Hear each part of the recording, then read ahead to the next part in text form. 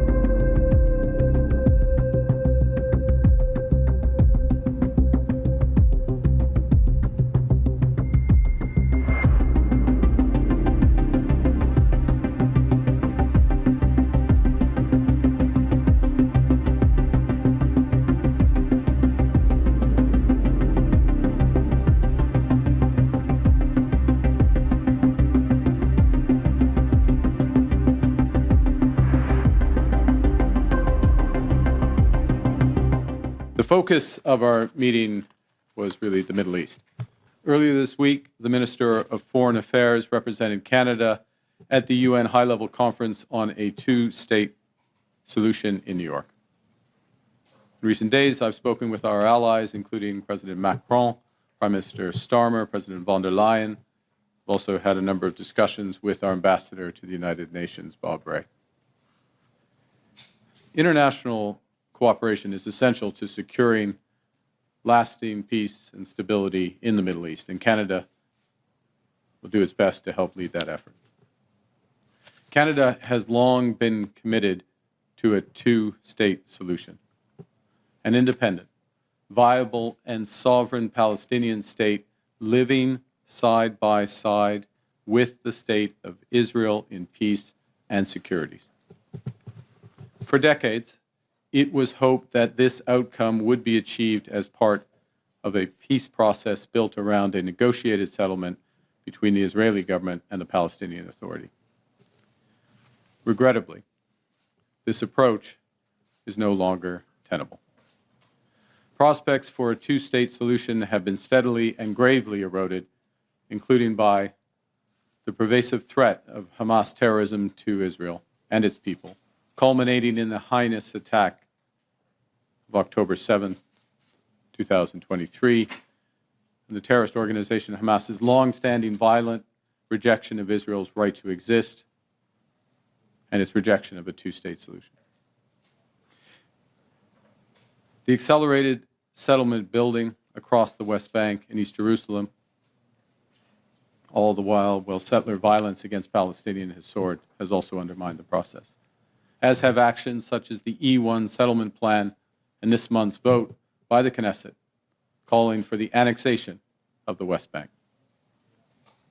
and the ongoing failure of the Israeli government to prevent the rapidly deteriorating humanitarian disaster in Gaza, with impeded access to food and other essential humanitarian supplies. The deepening suffering of civilians leaves no room for delay in coordinated international action to support peace, security, and the dignity of human life.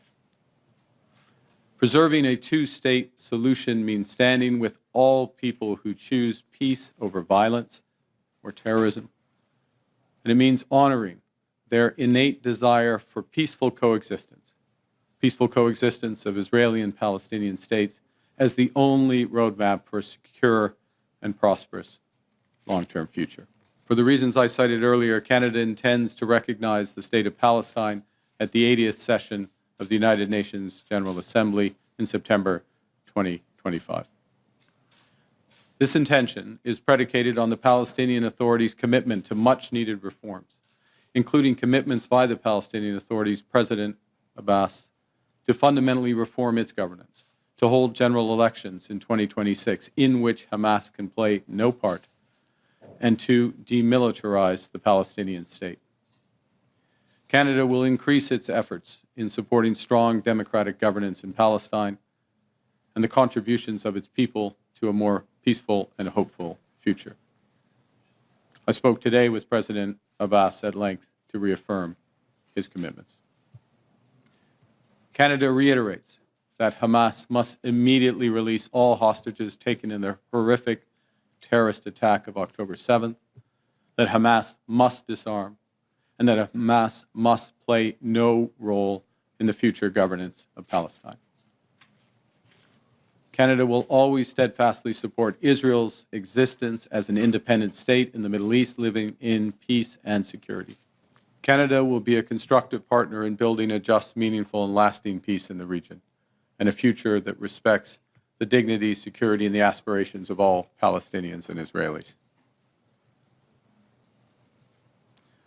We say the devastation in the Middle East is deeply personal to many Canadians. Palestinian Canadians are watching as communities across Gaza face destruction and deprivation, and as communities in the West Bank are annexed. The heinous attacks of October 7th traumatized the Jewish people in Israel and here in Canada and around the world. With each day that the remaining hostages and the remains are not returned, families live in fear and grief. The rising anti-Semitism and words, actions, and violence, including against Jewish communities right here in Canada, is abhorrent. And it's why we're introducing legislation this fall that will make it a criminal offense to intentionally and willfully obstruct access to any place of worship, to schools and community centers. We will also invest in the physical protection of vulnerable communities and places of worship. Basic security is an inalienable right of every human being. We'll defend that right for every Canadian. The two-state solution that Canada supports is built on the promise of Israelis and Palestinians living side by side in peace and security.